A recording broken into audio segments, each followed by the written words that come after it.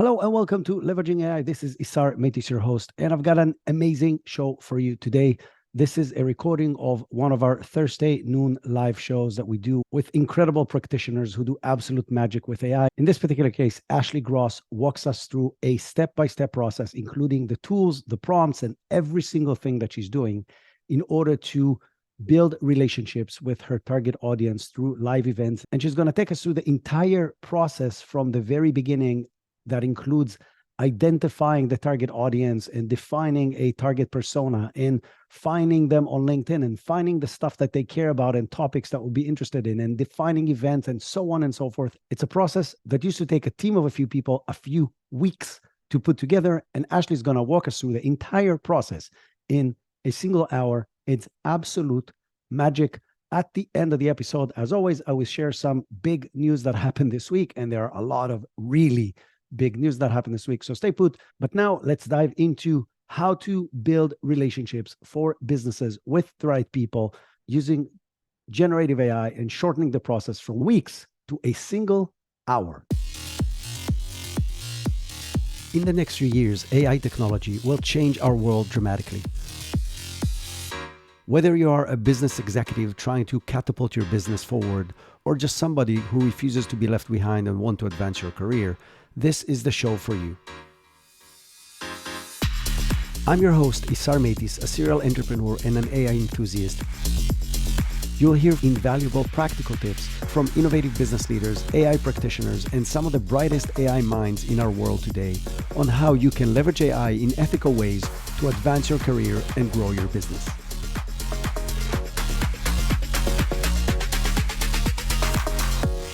Hello, everyone, and welcome to another exciting Thursday live edition of Leveraging AI, the podcast that shares practical, ethical ways to leverage AI, improve efficiency, grow your business, and advance your career.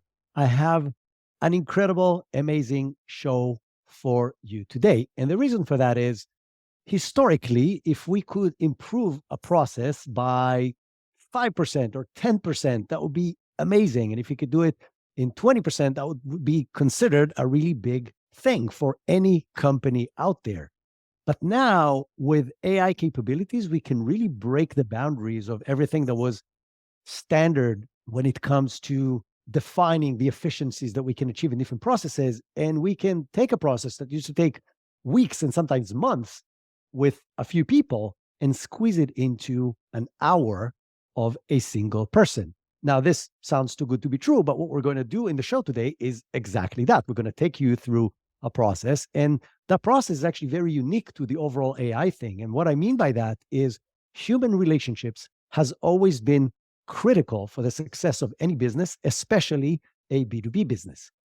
Now, with AI, that becomes even more important because almost everybody will be able to do the day-to-day pretty freaking well.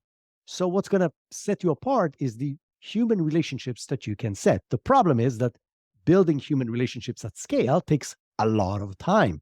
You need to find the target companies, and you need to find the decision makers in those companies.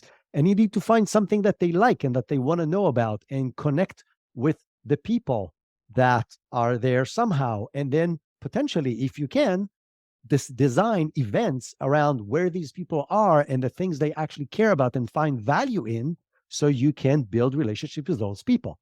What I just said is a lot of work for a bunch of different people that usually takes weeks to months. And that's why too many companies don't do that. And the companies who do usually do this once or twice a year, or maybe once a quarter, and that's it, because it's a lot of work. But the reality is that there's magic within AI, and the person that's going to help us with unveiling this magic, the magician behind the curtain, if you want, for today, is Ashley Gross. Now, Ashley is an expert marketer. She is the head of global campaign marketing at Commerce Tools. But in addition to that, she's just a marketing guru and an AI lover and geek like me, which makes her the perfect person to share how she does that magic with us. And so we're going to walk today through the exact process that Ashley has been using to put together events live with people based on handpicked people on handpicked topics that, again, used to take weeks of a team to do.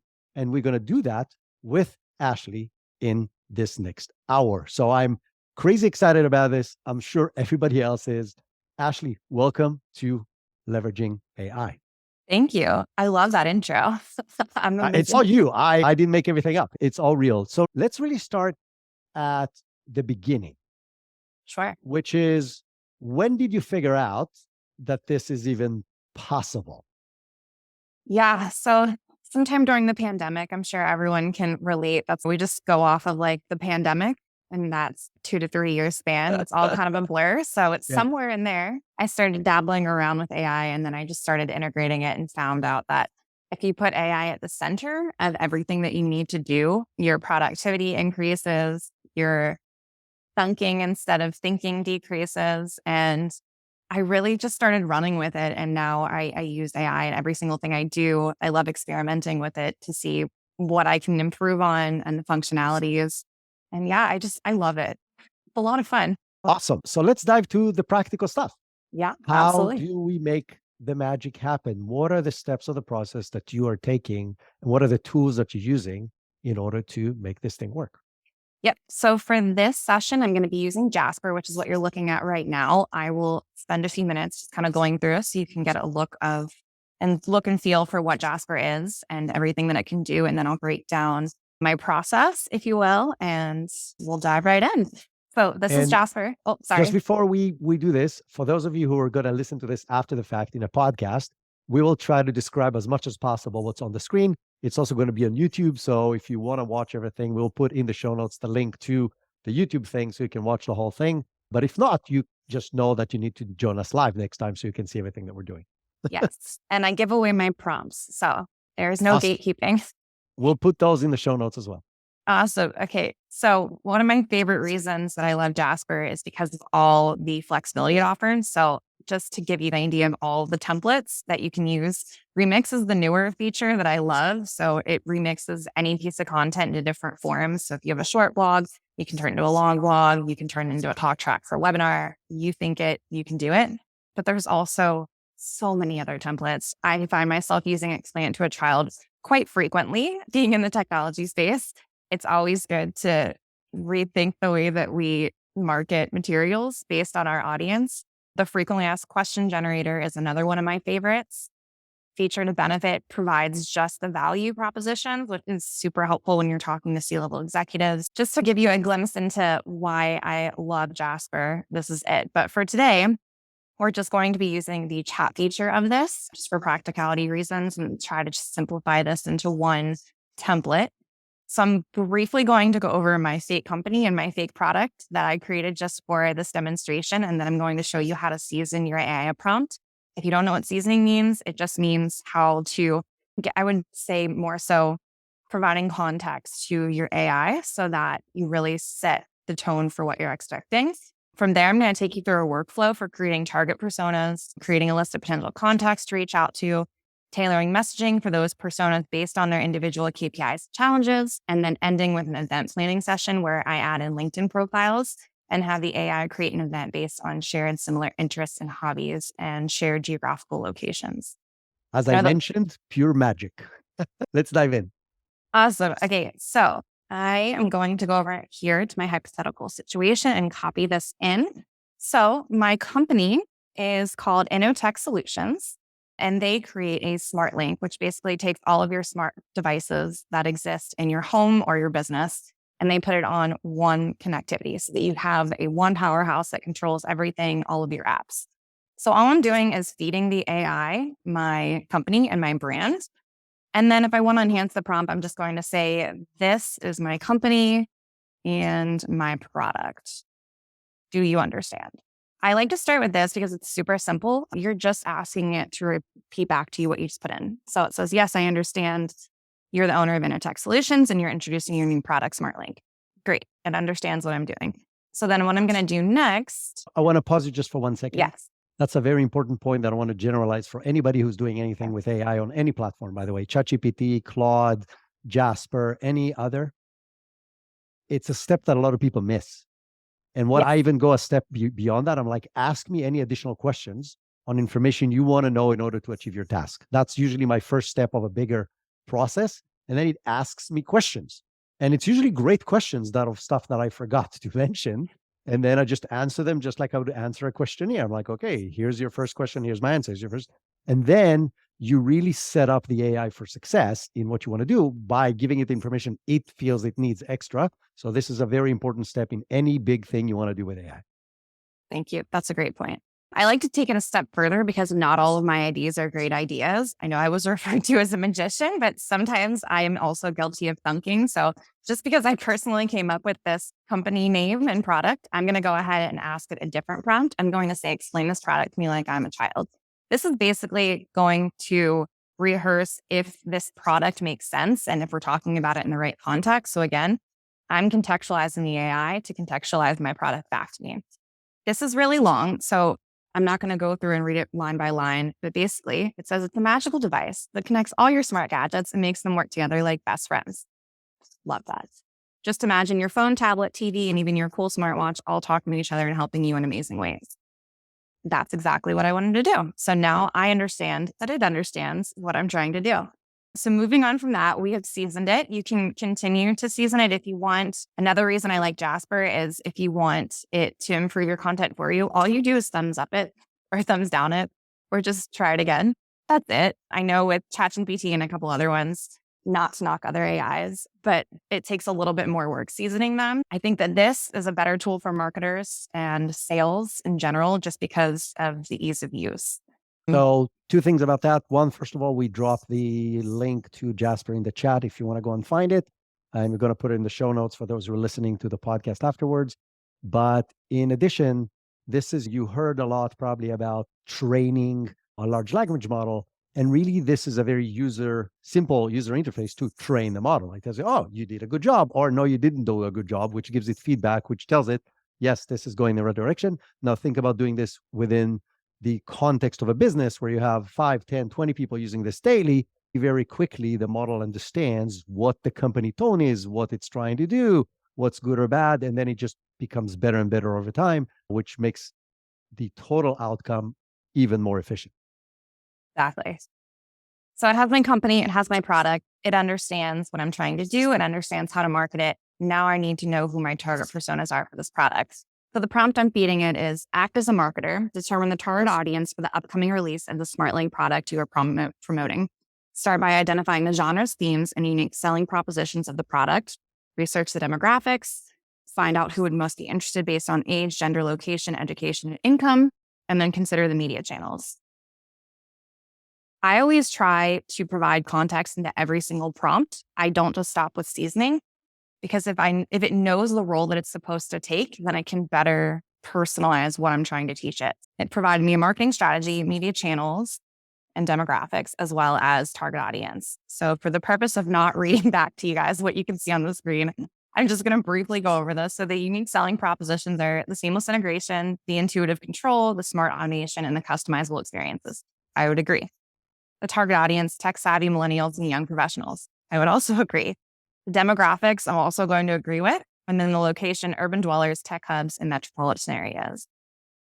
So then if we go down to media channels and content formats, social media, tech blogs and websites, influencer partnerships, online ads, live demonstrations.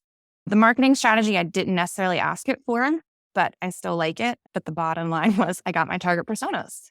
So now I'm going to act, it already did it for me, but keep in mind, I've been using Jasper for, again, somewhere between the 3.5 year mark. So it might look a little bit different for you guys just because you haven't worked with it as much. So I'm taking the extra step. I'm going to pretend like it didn't give me a marketing strategy. And I'm going to say, act as a marketing strategist and develop 3 distinct buyer personas for my target audience who would be interested in purchasing this. I asked them about specific job roles, industries, and company size of the target audience as well. And then I want to know what their daily pain points and KPIs are for them in their roles so that I know how to market my product to them, just purely focusing on the value proposition. So it provided me 3. So for the tech enthusiast, I would focus on software engineers. industry's technology, mid-sized to large tech companies. Their goals are to stay up to date with the latest tech trends, enhance productivity, and streamline processes. I absolutely agree with that. Their challenges would be integrating multiple smart devices, managing complex automation setups, finding efficient control solutions. And their KPIs that their bosses measure them on are improved efficiency, reduction in time spent on manual tasks, and enhanced device compatibility. I agree with all of these. I know that the other two are going to be correct, but just to go through them briefly, the busy professional, marketing manager, goals increase brand visibility, optimize marketing campaigns, streamlining processes. KPIs that they would be measured on would be improved campaign performance, increased ROI, and streamlined marketing operations. This is actually me in my role, so I can definitely say that this is accurate. And then the last one is a homeowner. So something a little bit different. I would most likely say this is like a tertiary. So business analyst, financial services, KPIs, reduced energy costs, improved home security, and enhanced living experiences. And they're responsible for analyzing data, identifying cost-saving opportunities, and ensuring efficient resource allocation. Great. So I want to pause you for 1 second to Yes. highlight a few important things. I think the biggest mistake maybe that people have in concept about large language models is that they look at them as first and foremost content creation tools. And the reality is it's a way more powerful ideation and brainstorming tools than it is a content creation tool. It's still great in content creation, but yeah, there's other ways to do that.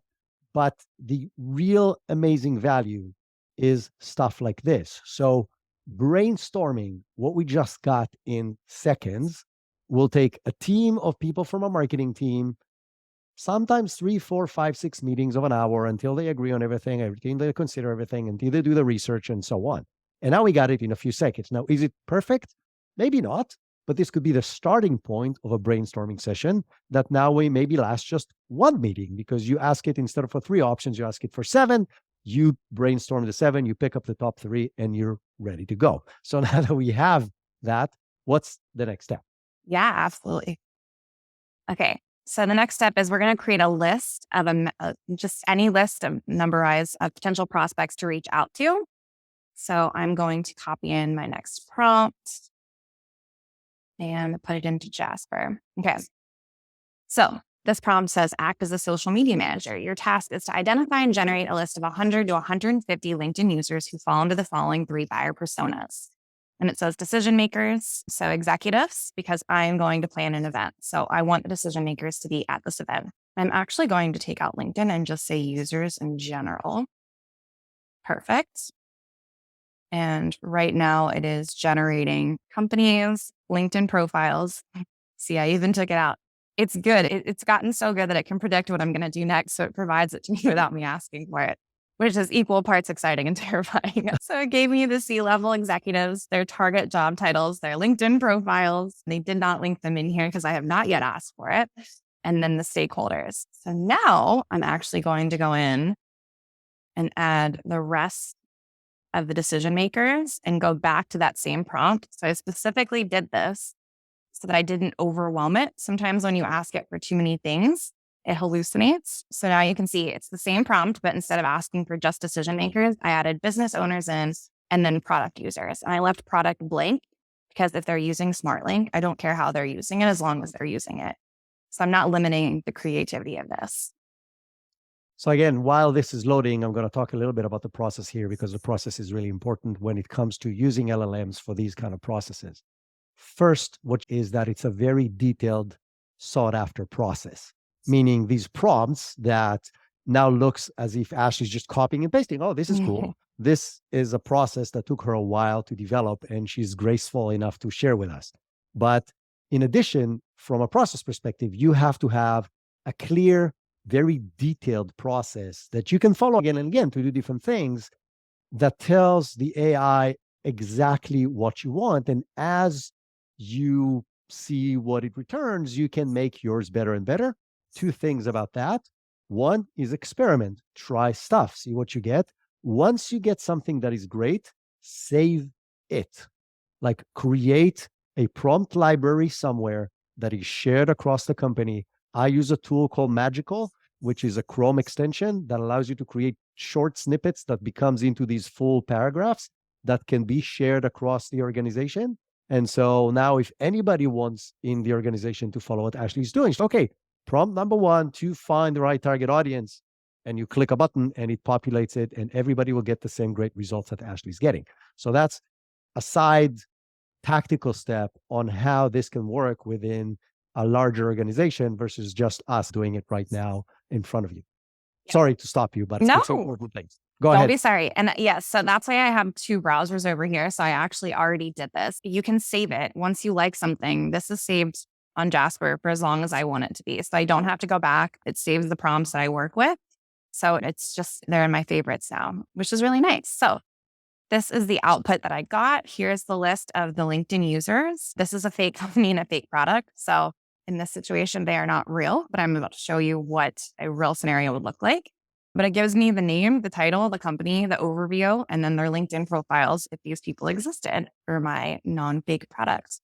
Follow with me real quick here though. Before I put in real LinkedIn users and generate to create an event, I want to tailor my messaging based on the personas. So I'm actually going to say act as an event marketer and craft personalized email invitations for each of the personas.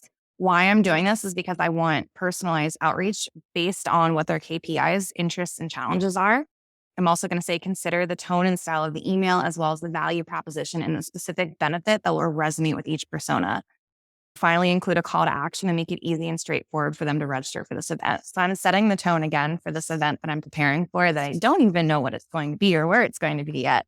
But I'm making sure that my outreach is 1, accurate, 2, personalized, and 3, I'm getting the right message in front of the right audience. So it gives me the email, join us for an exclusive event. It's going to populate 3 responses because I had 3 different personas. So give me a moment to scroll here.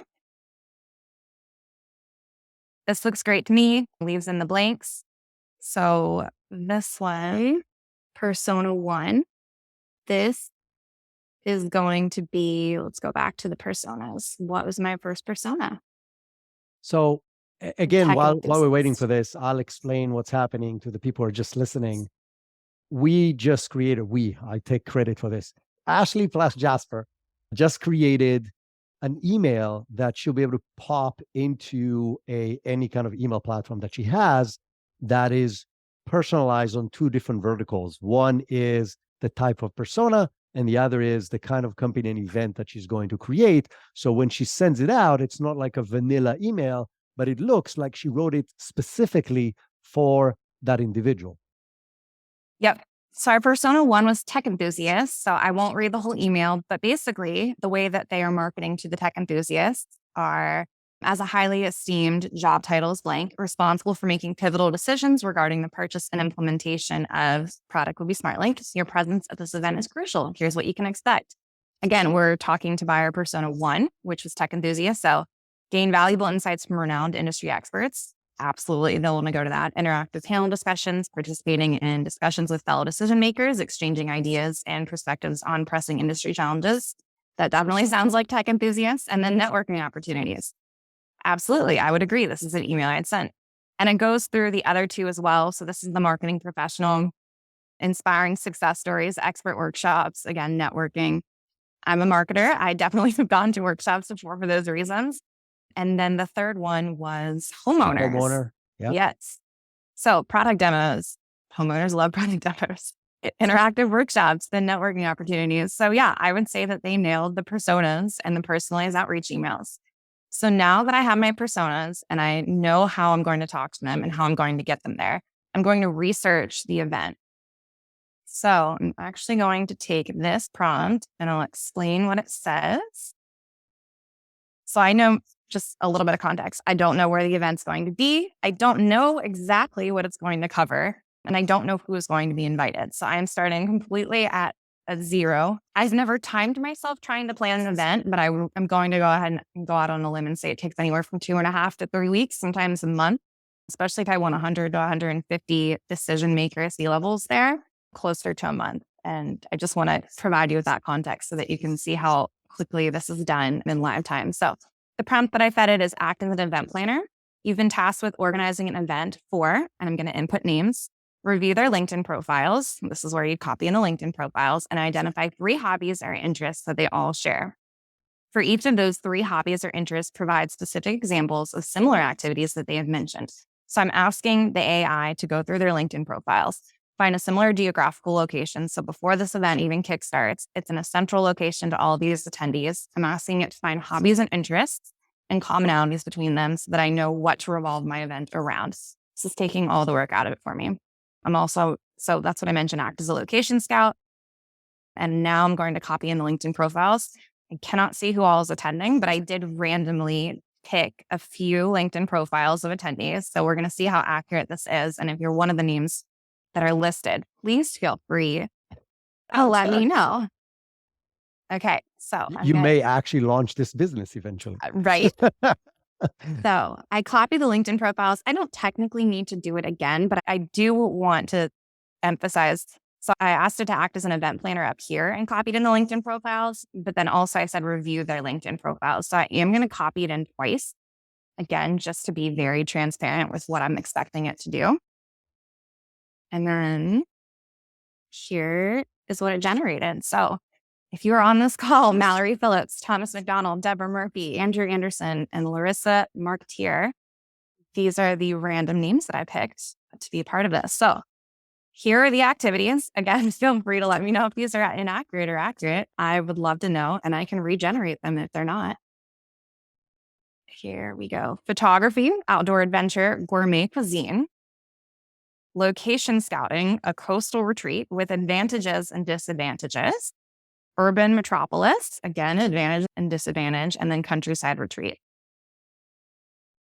And then it actually gives me its opinion. So based on the considerations above, so it already went through the advantages and disadvantages and decided what was the best option for me so that I didn't have to, again, seconds, and takes all the thinking out of it.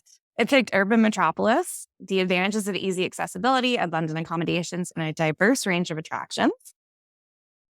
And then yeah. Should you have any further questions or require additional information, please do not reach out. This is a travel manager. They get paid $150 per event to do this, and I just did it in seconds for free. This is amazing. I can regenerate it again if anybody is selected. I can't see the chat, but if anyone's in there saying, those are not hobbies I like, I'm happy to regenerate this. I want to say something as far as the overall process. And first of all, explain how insane this is. And second, generalize it to other processes that you can do today with similar platforms. So the first thing is, Ashley mentioned several different people that you would usually either employees of the company or people that you would hire that are expert on something specific in order to do this entire process. So from the research of defining the client personas through the steps of then finding the actual people who would fit that persona within, in this case, we've done the whole US, but we could have identified we just want to do this around New York City or Texas or any other location, Southwest. So you can define an area or a region or a city where you want to do this, and then only look at profiles where you have offices or where you want to grow your new customer share or whatever the case may be. It gives you a list of those people, which would have been a while to create manually because you have to go through multiple lists of people that you either buy or that you curate through LinkedIn on your own. And then you have to go and do the tedious work of finding what these people care about. So you can find hobbies that they all share. Why? Because that's your attraction for the event. So yes, it's a business networking event, but what if all these people like to play pickleball?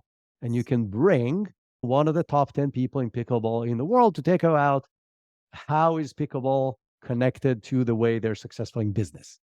And now you have an awesome event because anybody who's on the list who cares about pickleball will most likely want to come to the event. And now there's the actual event planning of location and what you want to do. And I think that's probably the next step, which is what's in the event itself, right? Yep.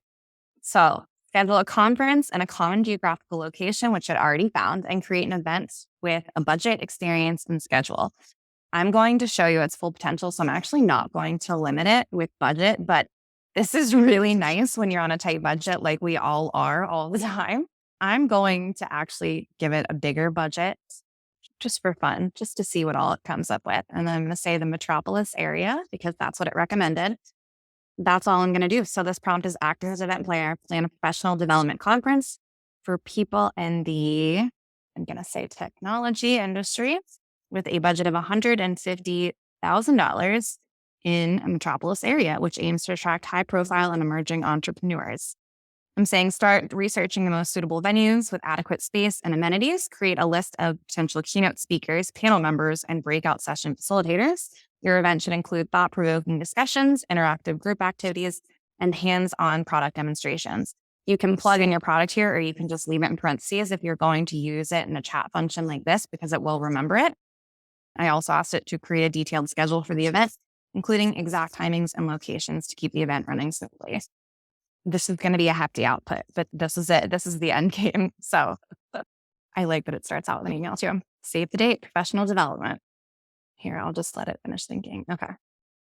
All right, let's see if we agree with this. So save the date, professional development conference for the technology industry. That's a little bland for my taste. I'm probably going to regenerate that. And they don't need to know my budget. So this is actually a great example because this is a hallucination. It's not a great output.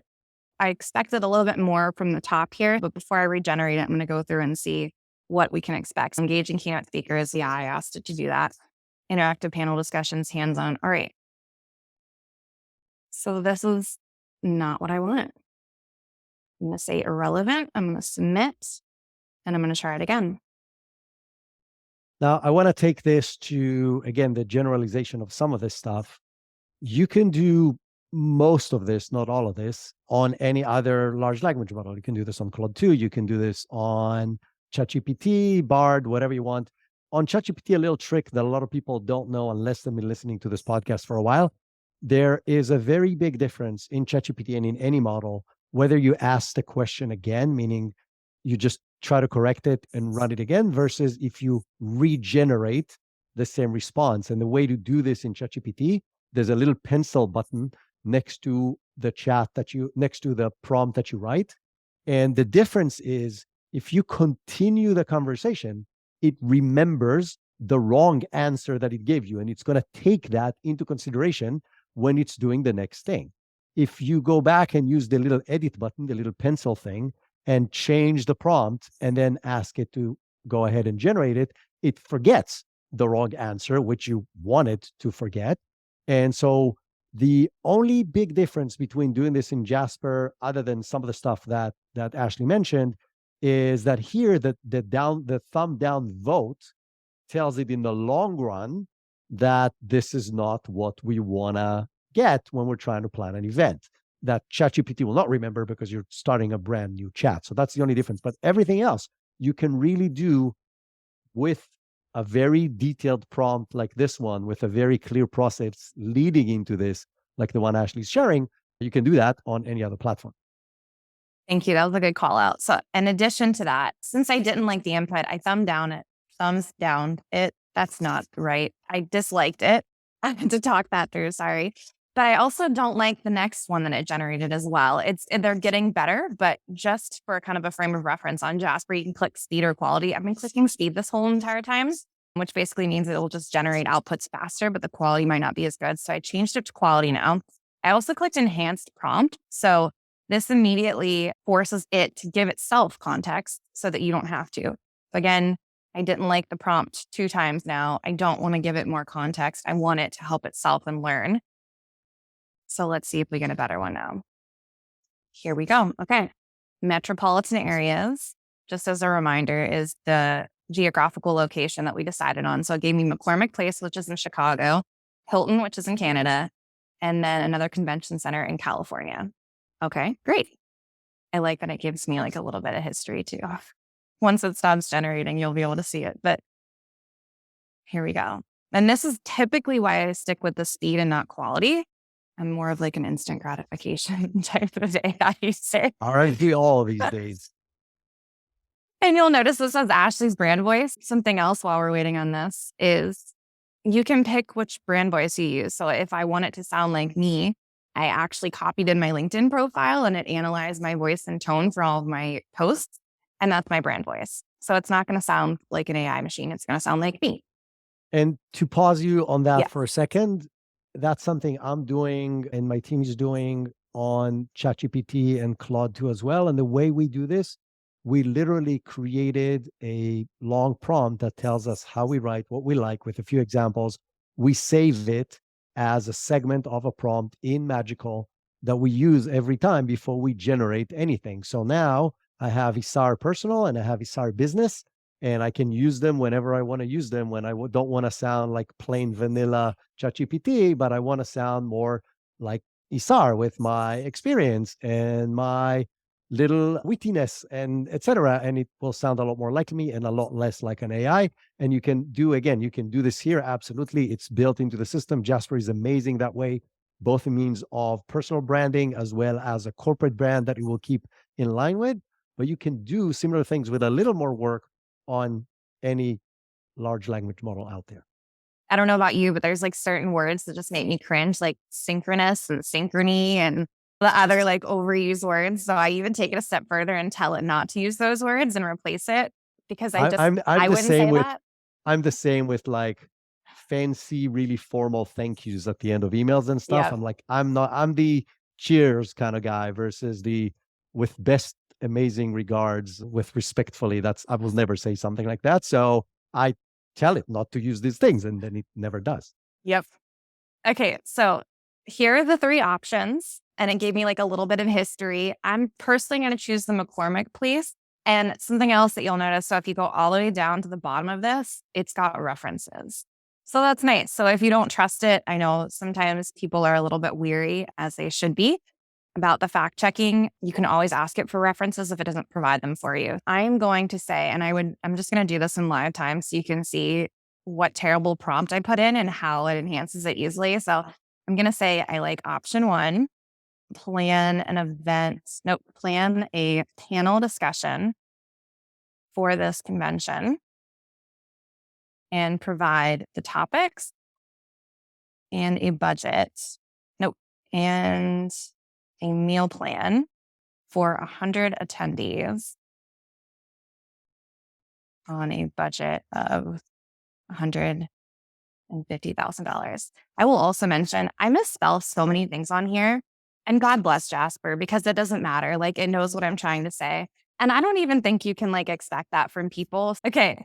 I switched it to quality and I asked it to enhance this prompt. So again, act as an event planner, organize a panel discussion, create a meal plan. You saw the small crappy prompt I put in and So the again, enhancement. for the people who are just listening to this after the fact, Ashley gave it one sentence. We got two full paragraphs of a much more detailed prompt that is based on her understanding of who Ashley is from history, but also on this entire process that we have done together in the last 30 minutes or so. Yep. And I just asked them to create a meal plan. But when I've done this for a live event in the past, I actually put in dietary restrictions and asked it to create me meal plans based off the dietary restrictions and the budget restrictions, which is really nice. Okay. It is thinking. And hopefully not thinking. So for those of you who don't know the joke of thinking versus thunking, this comes from, I'm going to butcher her name, but she is an executive at Google. And her name escapes me right now, but she wrote this piece. What is it? Cassie. Yeah, Cassie. She has like a really fancy, crazy title, like the head of decision making in Google or strategic decisions in Google, which means she's a really smart cookie.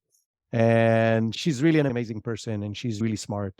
And she wrote this piece about thinking versus thunking, meaning she's talking about the fact that AI is going to replace all the thunking, meaning all this stuff, right? All the tedious research and putting together documents and plans, and like all the stuff that is not thinking, assisting us humans that do the thinking and replacing all the thunking that we do not want to do. And hence the mention of the thunking several times during this conversation. This is where it comes from. So thank you, Cassie, for putting terminology to what we think and not thunk. Exactly. Okay, so it created a high-level agenda, which is what I asked it to do for my panelists. So an introduction and then the discussion round one. We're going to ask each panelist to share their thoughts on the current state of industry. We can either pick technology or marketing and future prospects. The panelists will dive into the innovations and technological advancements shaping the industry, sustainable practices and responsible growth. That sounds great. And then Q&As. Sounds like your typical panel discussion and formatting. And I like that it gives me the timing breakdown. From there, I asked it to create a gourmet experience. I didn't. I asked it to create me a meal plan on a budget, but it just automatically thought and got more creative, and gourmet experience sounds way better. So appetizers, an assortment of bite-sized delights, including regional ingredient-infused bruschetta and vegan spring rolls. Love it. Entrees are going to be herb-crusted salmon, stuffed ravioli, and vegan stew. Don't love the vegan stew, but that's okay. Someone else out there will. Desserts are chocolate mousse or a sorbet, and then they gave me drinks. So wine, beer, and non-alcoholic beverages. Okay. From here, all I have to do is dive into the specifics and the talk track and then come up with an invitation, send it that says everything that this beautiful machine just created in the last 20 minutes. But I spent 20 minutes on this. That's it. So, first of all, I want to say, Ashley, this is freaking incredible. Like, literally, first of all, the thought process, it's very obvious. And I want to say something that goes back to the thunking versus thinking part of things. It comes with a lot of experience, meaning the fact you can do this now in, I don't know, 30 minutes that we have done this is because you, A, have pulled off a few events in your past, and B, has been training this particular machine to do these things again and again. So, yes, there is magic, but this magic comes with knowledge and experience that you need to bring into this. Like, it's garbage in, garbage out, good data in, great results out. But putting that as a given, you can do things today, and now you can take this to literally any company process. It does not have to be a marketing process. This can be, how do we write better proposals to win more RFPs? And go through the same process. Okay, what have we done previously that has worked? Who we need on our team? What kind of expertise we need on our team to win more business in this particular niche that we're in? Who are these people? Can we offer them jobs? Where do they live? What will make it more attractive to them? How much money they make? Like, literally, you can go down through a similar process with almost any business process that is in the knowledge world, meaning it's not going to put more raw material on your production floor tomorrow. It can probably help you, by the way, with supply chain management, maybe. So there is the knowledge process side of things of almost everything in business. And if you follow the same concepts that Ashley shared with us today on an incredible value on its own, but I'm saying now generalize it to any process in your business and think about, okay, we know what needs to happen. How can we build this process back and forth multiple times? But then in 3 weeks, 4 weeks, a month, a quarter, you can do this magic that used to take weeks, literally weeks, involving, I don't know, 4 to 10 different people, and cost you a hell of a lot of money because some of these people are external consultants. And now one person can do them in an hour. And let's say, okay, this was a game. We were playing with a fictitious company. Okay, a day. It's still, comparing to weeks of multiple people, is a very big difference. The other thing that I want to say, and I said that in the beginning, at the end of the day, there's people in the business and there's people in the clients, and this doesn't stand in a vacuum. Meaning, if you really want to make this successful, this should be, and maybe every single step or maybe a bunch of steps together, as, okay, I'm going to put my team together and we're going to review 2 or 3 options that this thing gave us, and we're going to decide on one of those options, and then we'll continue the process. So selecting the venue, that's a big deal because it will mean location. It will mean how would you get there? It means budget. It means travel. It means how many people can we fit in there? Either is it too big or it's like, there's other things in a business that comes into putting an event together, but you're not starting with a blank piece of paper on anything. Like, you're pretty far into a good direction before you have the first meeting on any of those status meetings. And to be completely fair with these tools, now these status meetings that used to take weeks can be a hackathon. Like, you can literally have the relevant people in the room for one day or half a day. And at the end of that half a day, you're ready with the list of people, with the event, with what you're going to serve as food, which then, okay, now you send out to 5 different caterers in the Quebec area, whichever location we picked, and you get quotes and you move on from there. So it's an incredible way to take really complex, long business processes and shorten them not by 20%, but by 95% with significantly less budget. So now I want to open it to questions. I will ask the first question and then maybe more people will jump in.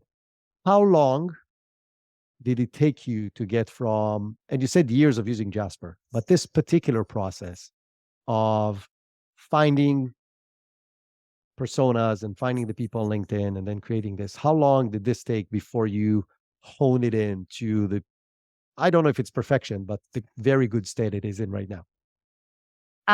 Yeah, I started using AI because I wasn't confident in my tone and talking to executives. Like, this is how I started this process is not where I'm at right now. So I just want to emphasize I did not go in and know what I was going to do with it. I went in very blind.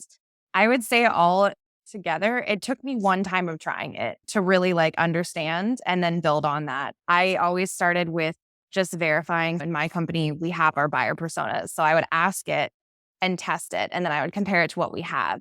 And then as I started to trust it, I would build off of that and grow, but not long at all. So perfect. And I want to say two things on what you said. One is don't be afraid to experiment. Like a lot of people, I don't know what it's going to do. Okay, then try. Or you don't know what to do. So, first of all, find maybe the most important thing when it comes to the whole AI thing is education. Find the right people. If you're listening to this podcast, it's a good step forward. I'm tapping myself on the shoulder, but the find the people you trust who bring real value to you consistently that has real experience. People like Ashley did not do this for fun. She's really doing this thing for a business, throwing actual events for people that drive growth for her company. Find these kind of people who are not just hype and, oh, okay, here's 100 amazing prompts to do this and that, but people who are real practitioners and follow them and see what they're doing. So keep on educating yourself. But there's no way of making this successful for your use case, for your business, for your personality without actually getting your hands dirty. So that's number one. Number two, when you're getting your hands dirty, do it in a safe sandbox. Ashley said in the beginning, she didn't just hit send. So, okay, let's see if this even makes sense. Are these personas aligned with the real personas that we, as the thinkers of the business, agreed that are the personas we want to go after? That we, as the marketers of the business, think that is the right tone to approach those people. So, you have to experiment, but you have to experiment safely in the beginning, whatever that thing is. And as you develop it and develop trust in a few things, and I'll say another thing that is very important here, because somebody will do this and then they're going to call me back and send me an email and say, hey, what the hell? Even when you develop trust with these platforms, they will surprise you. They will pull something stupid out of thin air and they'll make it sound extremely convincing. So it happens to me at least once or twice a week, every week, where it will sneak in something within a lot of stuff that is perfect and accurate, that is complete BS. And it will do it in the same amount of detail and the same level of quote unquote confidence as it will the stuff that is real. And so you have to be aware all the time that these will hallucinate and they will pull stuff in the most unexpected places. So you still have to have the right safeguards from a business process perspective in order to make sure you're not shooting yourselves in the foot. But that's why I said start safe. Start with internal projects. Okay, so I'm doing this internal project with 95% AI. And I'm going to encourage everybody in the business involved in this internal project to use AI in this way. And if we break it up, then okay, it's an internal project. We've learned a lot. And then from there, you start with small client projects and then you continuously grow from there. There's a question from Chris on why Jasper. So I see a couple of these questions. So Jasper was actually before ChatGPT. So I don't want to just say that though, because I use Jasper over ChatGPT for many reasons. Personally, I rolled out AI in all of our marketing departments. So I was swimming in SEC compliance and data protection agreements. So just from a security standpoint, I really like Jasper. I also am a firm believer in being intentional. I love technology, but it changes every day.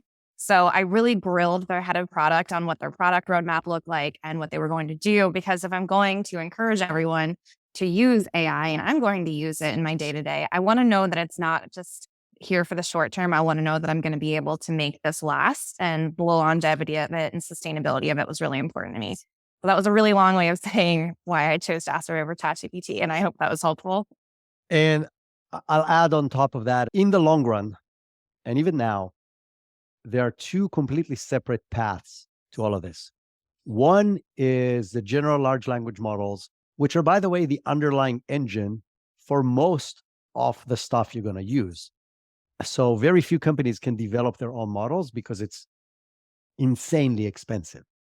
So that's number one. But so there's going to be that general direction, and then there's going to be the optimized for X model. And that could be optimized for a specific type of medicine. And it could be specific to a specific branch of marketing. And it could be specific to writing code or maybe to writing JavaScript. There's going to be these very specialized, better trained, optimized for specific things models. And Jasper is a great example of that, right? It's a model that is optimized for marketing, for doing the kind of stuff that Ashley's doing with this, for creating blogs and social media posts and so on. This is what it's optimized to do. So in that particular thing, it's going to perform much better than it will compared with just ChatGPT. That's number one. Number two is the user interface. As I mentioned several times during this conversation, you can do most of this with ChatGPT with a lot more work. Now, can you simplify the work with some of the tricks that I mentioned? Yes, it's still going to be more work and less user-friendly, meaning people like me, people like Ashley can probably figure it out. People are your regular, normal employee in the company, maybe in the longer run, but if you want to get quick wins, give people something that has the user interface, the ease of use, and the process that is aligned with what they're used to doing.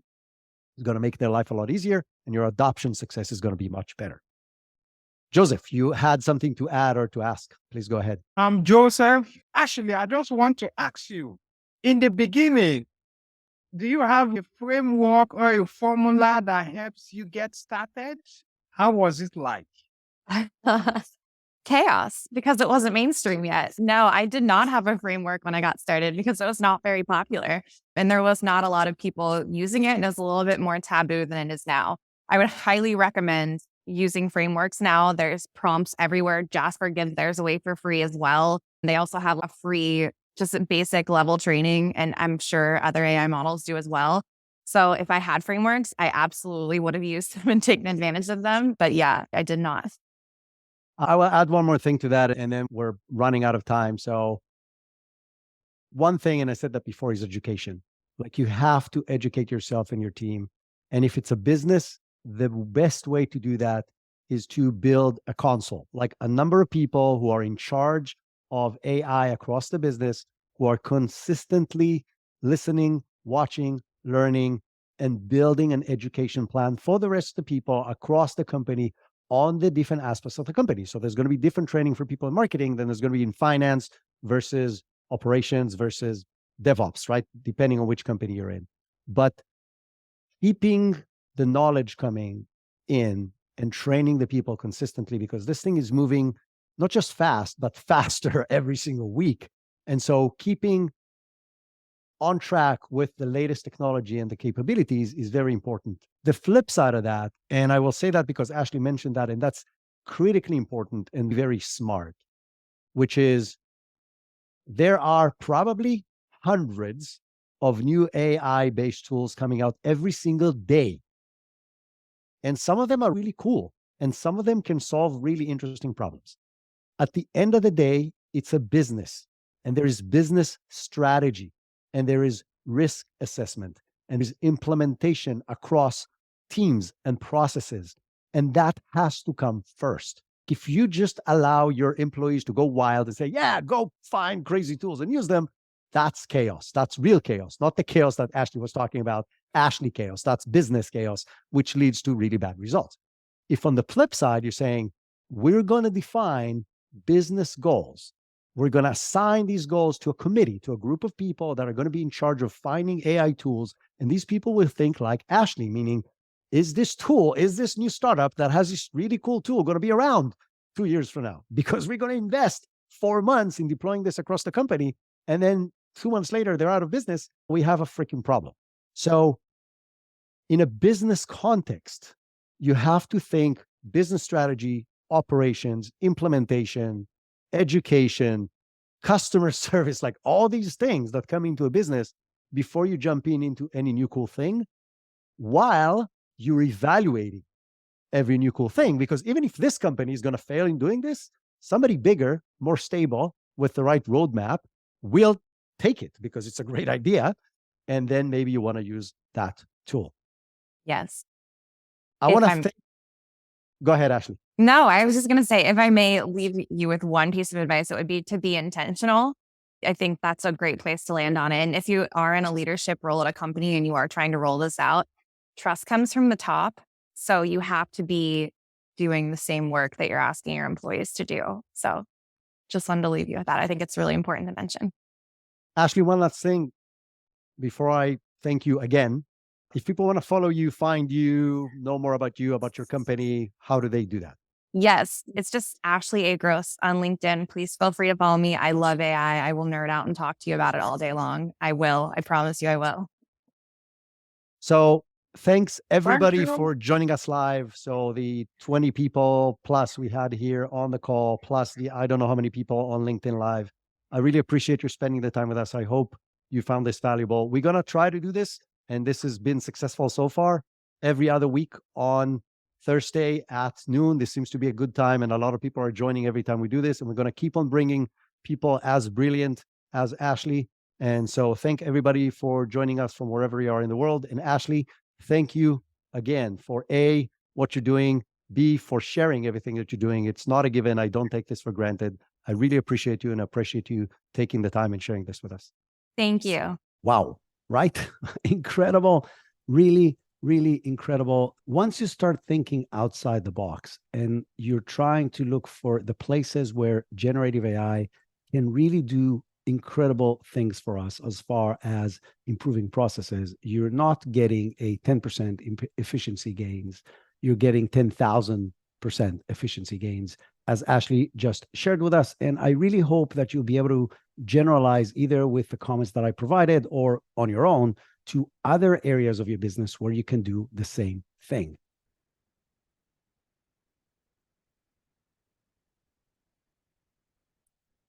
Before we dive into this week's news, I would like to ask a small favor. If you like the podcast, if you enjoyed this episode, please share it with other people that can benefit from it and give us a review on your favorite podcasting platform. That helps us reach more people and helps you be a part of a better AI world. If you found this particular episode helpful and you're looking to join us live so you can ask questions on our next live session, just connect with me on LinkedIn. We publish these as live events on LinkedIn. It happens roughly every other Thursday, where we bring a practitioner like Ashley and dive into very tactical ways to leverage AI in a business. And now let's dive to this week's news.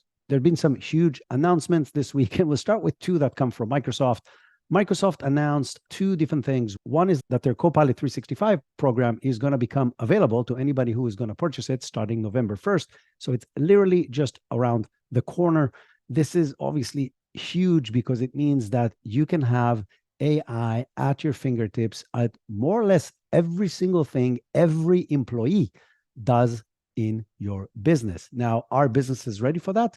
Absolutely not. I think there's very few businesses, if any, that even understand the implications of what this means. This means that writing emails, creating presentations, responding to stuff, analyzing data, all of that becomes significantly better and faster, and yet a lot riskier if there's no clear guidelines, instructions, processes, oversight, and most importantly, strategy and education for your employees. So if I have to urge one thing to you, if you are in business in any position, either go to your management or if you are in management and say, hey, this thing is coming. We'll have it available. It has incredible benefits. But as a company, we have to put the right processes, the right guardrails, the right strategy in order to actually make this efficient versus shooting ourselves in the foot. And if you think that shooting yourself in the foot is not something that can happen, well, let's go back to Microsoft as well from this week. Two employees from Microsoft AI research team exposed 38 terabytes of private data that includes backups of their workstation as they were publishing stuff to GitHub as part of their open source effort. That exposed data secrets, private keys, passwords, and 30,000 internal Microsoft team messages. So if you think that Microsoft does not have guardrails in place to try to prevent these kind of things, well, you're probably wrong. And now allowing AI to do some of these processes because they're going to be at the fingertips of every single employee, think about the level of exposure it puts every single organization. So if Microsoft can run into a situation like this, you might too, and your organization might as well. And so putting the right strategies, guardrails, and team in place to figure this out before you allow all your employees to try using this is a great idea. On the other hand, if you do figure this out and you understand how to do this safely, you can gain a huge gain over your competition, as we've seen as an example in today's episode. Let's stay on one last piece of news on Microsoft. Microsoft just announced Windows 11, and Windows 11 is probably the most significant version of Windows maybe ever. And the reason is it will have AI connected to everything. So just like they announced Copilot for Microsoft Office, they're now announced Copilot for everything Windows, meaning you'll be able to use the power of generative AI with everything within your computer. You'll be able to ask questions about your data. You'll be able to produce documents. You'll be able to produce imagery. You'll be able to remove backgrounds from screenshots. You'll be able to summarize documents, web pages, conversations, anything you can imagine, because it's going to be baked into the actual operating system of your computer. So take what we said on Microsoft 365 and now quadruple that, because it's going to be connected to literally everything on your computer. And that's coming out now on Windows 11. So buckle up. It's going to be a very, very interesting ride. Another big player that made a huge large language model announcement is Amazon. Amazon just announced that Alexa is going to be powered by a new large language model that Amazon claims is going to provide it superpowers that even ChatGPT doesn't have, because in addition to just be able to answer questions, it'll be able to do things for you because of the things Alexa is already connected to, because it has access to the internet and so on. This is not surprising. It's obviously interesting news. And I've mentioned that several times on the show before. I expect Siri and Alexa and Google Home to do all these things just the same and take those large language models, combine them to everything they're doing today, combining it with all the devices they're connected to, and allow you to be really conversational with everything you need in your house. And with these personal assistants, I think in the very near future, within months, we'll be able to do really magical things with them. And the first one that made the announcement that it's becoming available is Amazon. Another huge announcement this week is OpenAI just unveiled DALL-E 3. DALL-E is their text-to-image generator. It actually came out before ChatGPT in 2022. DALL-E 3 is coming out imminently. It's rolling out to the paid members as we speak. And the biggest difference between that and all the previous models is that it's going to be a part of ChatGPT, meaning it's really a multimodal capability that allows you to chat back and forth while you're creating the image. This is a huge benefit compared to using existing systems like Stable Diffusion or DALL-E 2 or even Midjourney. And there's two main reasons. Reason number one is that you can write much longer and more detailed prompt compared to what you can do with a standalone text-to-image generators. But the other reason is a lot deeper and a lot more profound, is the fact that it understands the context and it's a part of the conversation, meaning it understands roles, it understands what you're trying to create, it understands the part of the project that it's in, and you can go back and forth and adding and changing and manipulating the image because it's a part of a conversation. In addition, they obviously improved the model, so now you can create much better images than you can create with DALL-E 2 before. So I expect DALL-E 3 to be a huge hit. I'm personally really excited to start playing with it as soon as it comes out and compare it to what currently is my number one pick, Midjourney. I will keep you posted as I test things out. And the last really big piece of news that I'm going to share with you today is that rumors are hinting that Google is getting ready to release Gemini. Gemini is their nuclear version of large language model battle with OpenAI. That's what's supposed to put them back on the map. Everything Google has done so far in the AI battle against OpenAI has been, in simple terms, disappointing. I mean, Bard's capabilities do not come even close to what ChatGPT or even Claude 2 from Anthropic. And even on the web side of things, I find that Bing is actually doing a better job across multiple things. So very big disappointment from Google so far. That being said, Google has access to more data than anyone, and definitely budgets for both the best people and the best chips on the planet. And hence, I am certain that what they're baking is very, very interesting. Gemini is said to be a real multimodal AI model that will be able to handle graphs and images and text, etc., in a very good way. And it also leverages, as we mentioned, Google's access to a lot more data than anybody else has, including stuff that nobody else has access to, such as data from Android devices and YouTube. So I expect Gemini to finally put Google at par with OpenAI. And the reason I want that is I want us all to have options of different tools to choose from, because it will give us end users more options to choose from. And over time, will probably make it more accessible and cheaper for us to use advanced capabilities. That being said, I'm terrified with how fast these things are moving. And the fact that this is another quantum leap forward by another really big player will force everybody else to move forward even faster without any real guardrails at this point. So with this not so positive note, but the reality of where we are in the AI world today, I encourage you to go and test AI systems, try different use cases, learn about it as much as you can, share it with other people, because if we keep on sharing, we help the world, we help society get more ready for this tsunami that is coming. And until next time, have an amazing week.